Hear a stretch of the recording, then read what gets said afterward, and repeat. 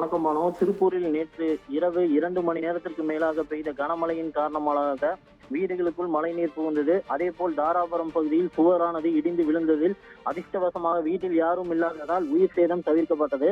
திருப்பூர் மாநகரின் பல்வேறு பகுதிகளில் நேற்று இரவு 2 மணி நேரத்திற்கு மேலாக கனமழை பெய்தது. இதனால் தாழ்வான பகுதிகளில் மழைநீர் பெருக்கெடுத்து ஓடியது. இந்நிலையில் திருப்பூரை அடுத்த வீரமாண்டி பலவஞ்சிபாளையம் பகுதியில் குறவர் காலனி என்ற இடத்தில் 40க்கும் மேற்பட்ட குடியிருப்புகள் உள்ளன. நேற்று பெய்த மழையின் காரணமாக தற்போது இப்பகுதியில் உள்ள வீடுகளுக்குள் மழைநீர் குளம் போல் தேங்கி நிற்கிறது.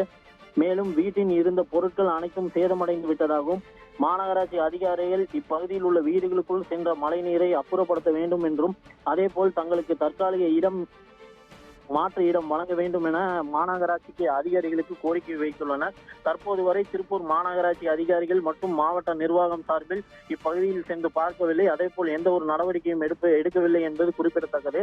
இதனிடையே இதேபோல் திருப்பூர் மாவட்டம் தாராபுரம் கோட்டைமேடு பகுதியில் பெய்த மழையின் காரணமாக லட்சுமி என்பவரின் வீட்டின் சுவர் இடிந்து விழுந்ததில் அதிர்ஷ்டவசமாக வீட்டில் யாரும் இல்லாத காரணத்தால் உயிர் சேதம் தவிர்க்கப்பட்டுள்ளது. பானு.